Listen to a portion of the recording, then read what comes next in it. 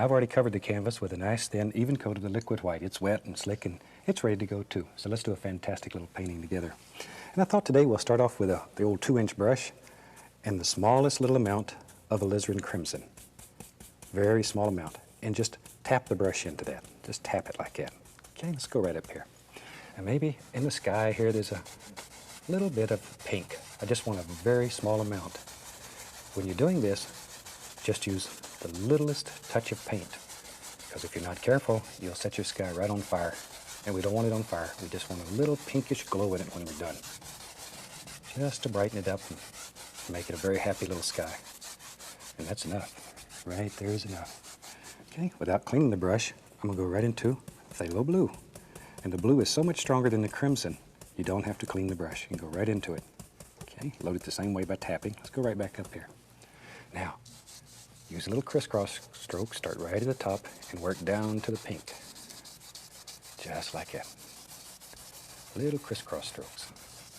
Little X's. See there? That easy. And where these come together, you'll get sort of a lavender color. It's very pretty, very warm. There. All right, let me clean the old brush. We'll just wash it right here. I have a screen in the bottom of this bucket that I scrub the brush against. Shake it off and then just beat the devil out of it. Now with a clean, dry brush, be sure it's dry. Go right back up here and blend this. You want to make the little X's right here where the pink and the blue come together. Just a little crisscross. Okay. And that gives us a happy little sky. Tell you what, let's do. Let's put some big floating clouds up in there. And I'll use the 1-inch brush today. Pull it through the paint. Pull it through in one direction. Maybe we'll add at least a little touch of bright red to it. Least little touch. Don't want to set these clouds on fire. Now see, by pulling it one direction, you round one corner of the brush. Okay, let's go up here. Now with this rounded corner toward the top, just make little tiny circles and create all kinds of beautiful little fluffy clouds in your sky. Keep the brush moving. Keep it moving. Little circles. Little tiny circles. Don't let it stay in one place. You'll end up with big cotton balls in the sky. And that'll sort of bother you when it's over. Okay. And see, layer after layer after layer. Just as many clouds as you want. This is your world, so you make the big decisions. Tell you what, maybe, yeah, let's put a happy little cloud that lives right here. We don't all want all of them on one side. We'll have them on both sides. I like to make clouds. When I was a traditional painter, clouds used to drive me crazy. Boy, I'd work on them son of a guns all day. This is the easy way to do it. Okay. Now then, we'll take a clean, dry 2-inch brush and come right back up here. Now, see up in here, you don't want to touch these tops. All you want to do is gently, gently blend the bottom. Use the top corner of the brush. If you use the bottom of the brush, you're not going to be able to tell where it's hitting. You don't want to touch these nice edges. You want to save those. Just blend right up to them and stop. And don't overblend these. Don't overblend. Okay, same thing on the other side. Just barely touching. Now then, we'll lift that up very gently. Very gently, just barely caressing the canvas. Barely, barely touch. Lift it up, and then very lightly, blend the entire sky. That'll take out all the brush marks, blend everything together, and that quick, you've got a fantastic little sky. All right, let's do a happy little mountain today. And for that, I'll take midnight black and phthalo blue, just black and blue. That's all I'm going to use today. Midnight black, phthalo blue. Now, if you wanted to check that, put a little white over there and just add it, because it's hard to tell what color that is. A little roll of paint on the knife, right out on the edge, okay? Now you have to make some big decisions. Where does your mountain live, and what's its shape? See, got to put in the shape here. Now, mountains grow different all over the country, so if the mountains in your area are different than what I paint, just use the idea of how to paint mountains to do the ones in your area. The principles are about the same no matter what kind of mountains you're painting. There. That's just blue and black. Scrape off the excess paint. Now then, with a 2-inch brush, I'm going to begin just tapping and getting a little of that color on the brush.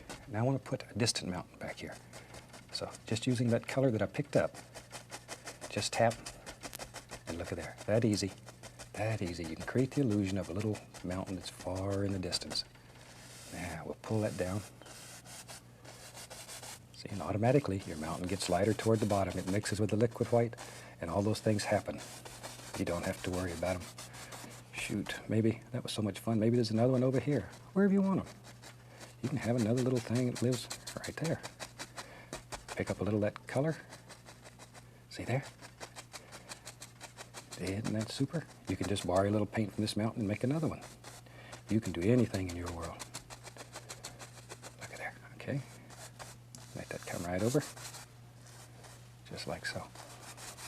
And then we'll blend it right down to nothing, like so. And that gives us a nice base shape for a little mountain. Now then, let's put some snow on that mountain. So we'll go right into the titanium white. Pull it out very flat, just as flat as you can get it. Really get tough with it. And then cut across, get that little roll of paint on the knife. Let's go right up here. Now, put the point of the knife right at the point of your mountain and just let it literally float right down the mountain. A little bit more right in here. And begin creating the shape of your mountain, okay? No pressure. Very, very light. Maybe this one comes down like that. Delicate touch, delicate touch. And this is where you really, really need to have a firm paint. If you have a soupy paint, you're going to become a mud mixer. I'm going to take a little of that black and blue color, mix it with some titanium white, and I'll make a shadow color, about like that. Let me clean my knife here. Tell you what, I'll get the small knife for that. It sneaks into those little places better. Okay, let's go right up in here. Now then, I want to just put the indication of some shadows here and there. Touch it, pull it down. Just pull it down. All kinds of happy little shadows. Look at there, look at there. We'll put one right in there. Wherever you think there should be a shadow, that's where it ought to be. Over in here, pull these down a little bit. You can go back and pick up a little of that dark, and where the shadows are really deep, look at there, look at there. See, you can just spend all day just playing with mountains. They're so much fun. When I was learning and practicing all the time, I used to take a canvas and paint mountains from top to bottom, from floor to ceiling on it, and then just scrape them off and start over again. You can never waste a canvas. You can clean it over and over and over. And when your paint's wet, you can just scrape it off, take a little paint thinner and wash it down, use it again, over and over. If your paint's dry, you can take a little sandpaper, sand off any bumps that you have, cover it with a little liquid white, and you're back in business again. It's easy. Canvas never goes bad. Just paint right over it. Okay, let's play some more with that mountain. Get a little bit more of the white. Let's come right in here, and maybe there's another little thing, and he lives right there. Wherever you want him. You can just put layer after layer. You can just keep going, like I say, till you cover up the whole canvas with mountains. And that's one of the best ways that I know of to practice. Don't be afraid to practice. If there's a secret to this or to any style of painting, it is practice. Just like tying your shoe. First time you tried it, it wasn't so easy. It wasn't so easy. Now you don't even have to look and you can do it. Of course, I told that to a lady in class one day, and she looked down, she said, "How come you're still wearing loafers?" There we go. But I know you can do it better than I. Now, a little bit of that dark, just sort of play it here and there. See how it sets that right back in there and creates some deep shadows? Super. Now, back to our clean, dry brush. Just tap that. It creates all that mist. We got a tremendous big mountain here. Now maybe I'm just going to tap some of the same colors, and let's begin doing this. Just tapping downward. Just let this just sort of work right on out here. Very gentle. Maybe this just comes over and bends right there. There we go. So that all those little things just sort of happen. See, and you create another layer in your mountain. You can just keep going on and on and on. There's no limit to it. That's what makes it fun. We'll put a little highlight right in there. Now with a clean 1-inch brush, I'm going to grab this and make very short little strokes, tiny little strokes, 1/4 of an inch type strokes, and just lift that up. And it'll make it look like little trees that are growing right up the side of the mountain, far, far away. Too far to see any detail. There we go. Little tiny strokes. Can't say that enough. If you let those strokes get too big, you'll ruin the illusion. And over here, maybe there's some little things going like so. Okay, then we'll just fade that right out. See how soft and gentle? That easy. Well, we about covered up the whole canvas with mountains here, but that's all right. If you learn how to make one mountain, then you can make 1,000 mountains, and you can do it. You can do anything. All right. Let's just use this same old brush.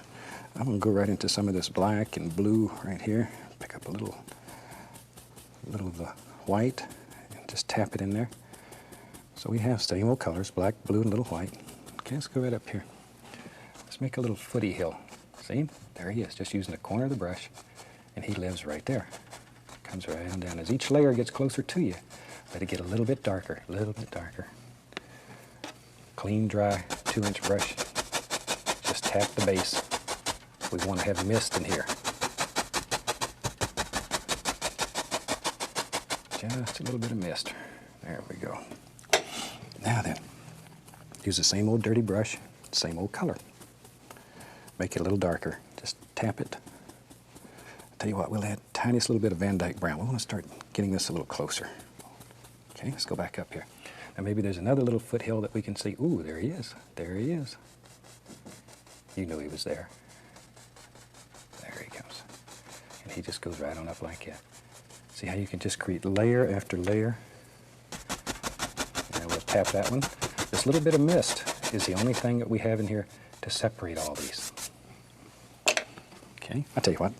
Let's add a tiniest little bit of sap green to that same color. Because it's getting closer, now we're going to begin to see more color. Okay, let's go back here, and maybe we'll have a footy hill that comes right down here. Look at that. See, and I'm just using just the corner of this old 2-inch brush. Barely touching. Barely touching. Clean, dry 2-inch. Tap it.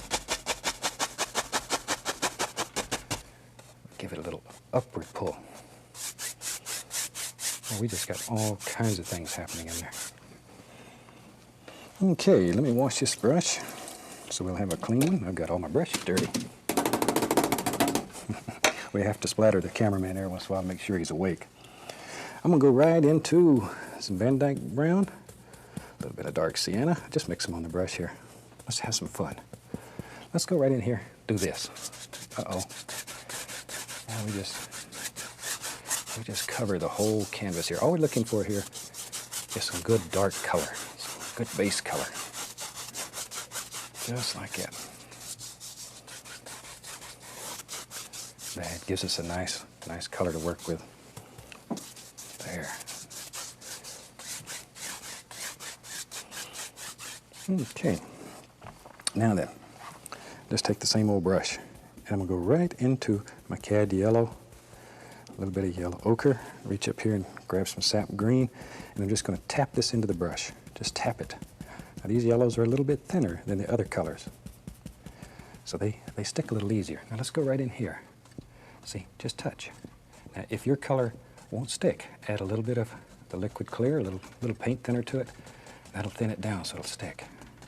Or if you want your color to be brighter, add a little bit of the liquid white. There we go. Now maybe there's another little thing that lives right there. See there how you can just create layer after layer after layer. There we are. I tell you what, let's have some fun. Let me find my old fan brush here. Old fan brush. I'll take some black, some blue, and sap green. Tell you what, we'll just mix up a bunch of that because we're going to use it Whew, that is a bunch, isn't it? Should look black. It's just black, blue, sap green. There we go. Clean my knife off. Now, with a fan brush, just pull it right through there. A lot of paint on the brush. All right, let's go up here. Maybe there's some happy little evergreens that live. There he is. And all we're going to do is just tap. Let's go back and forth, like so. See there? There he is. There he is. Let's give him a little friend. You know me, I think everybody has to have a friend. Friends are so important. So important. There.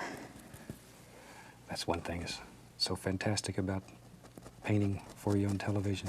I've made thousands and thousands of beautiful, beautiful friends that I'd never had if I hadn't done this. And I thank you very much. That's what makes this so special. See there? Isn't that quick? We got 4 happy little trees. We'll take a little bit of the dark sienna, and I'm just going to put just an indication of a little trunk or two in here. There we go. See? Just the tiniest little indication. Then with a brush that has the color on it, I'm going to go back in here and grab a little bit of that dark color. Just grab it with the corner of the brush and pull it down. See there? Makes a shadow. That easy. That easy.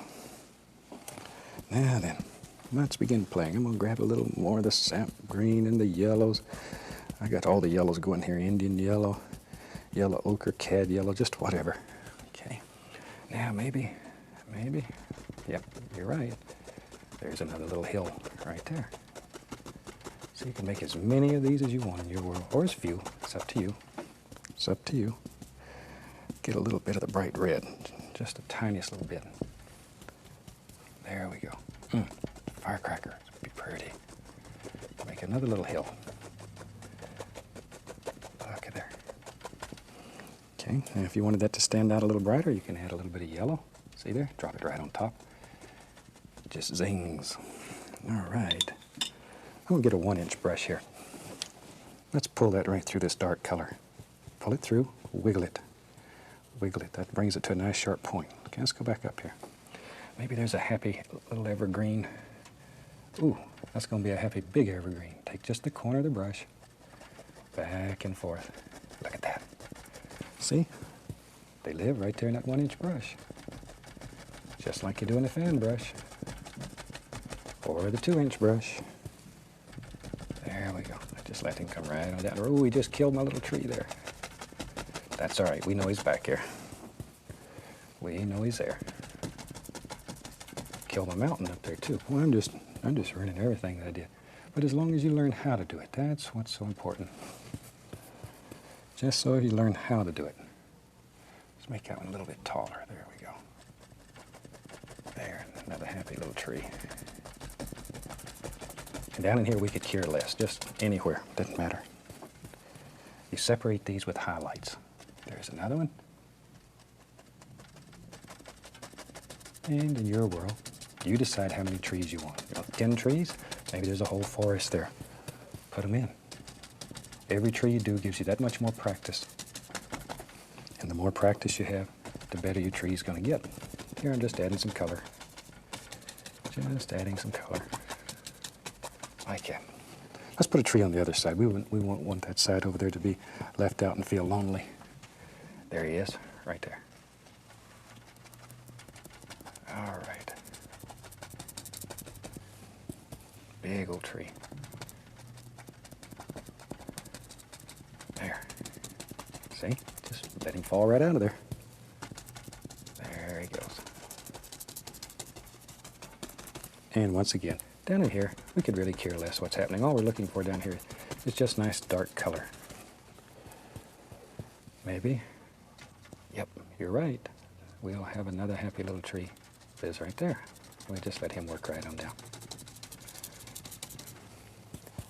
And there's a nice bushy tree that lives right there. I remember.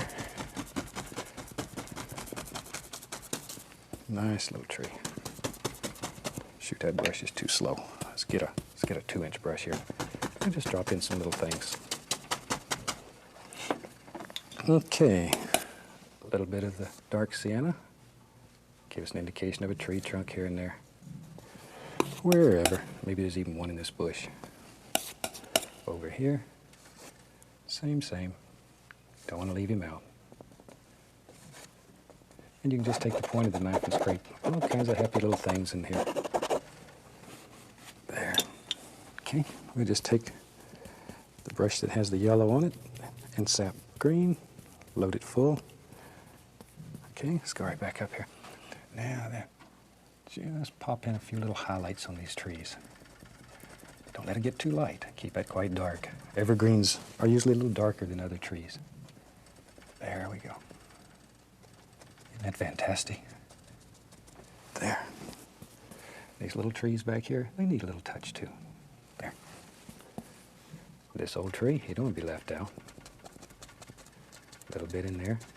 And that's enough to give us some indications. Alrighty. Tell you what, let's take some yellow, a little bit of sap green on the 1-inch brush, pull it in one direction. Let's put some happy little bushes right up in here. There they are. There they are. Look at all those little things. All kinds of little bushes. This is just yellow and green.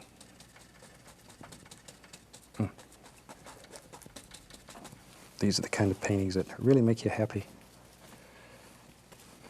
I had a touch of paint thinner to my paint. There's so much paint here, you need a very thin paint to get it to stick to all this. There. And put some shape and some form into your bush. Don't just throw this up there at random. Think about it. Think like a bush. There we go. I think in one of the previous series I told a story about when I was a kid, my uncle told me if I wanted to catch a rabbit, I should stand behind a tree and make a noise like a carrot, and when he came by, grab him. Needless to say, I didn't catch many rabbits. Okay, back with a 2-inch brush into the color. And let's come right along in here and just tap in all kinds of little happy, little grassy areas. This is where the little bunny rabbit would live. He'd hide right up in here. Yeah, that's where he'd live. And just sort of bounce back and forth with your color. Like so. Let's go on the other side. There it is. You just cut it off wherever you want it. Look at that. See how it pushes everything back though and creates layer after layer. And that's what makes your painting look deep and like it has a lot of distance. Well, we could have another rabbit over on this side. We could have rabbits everywhere in these woods. All right.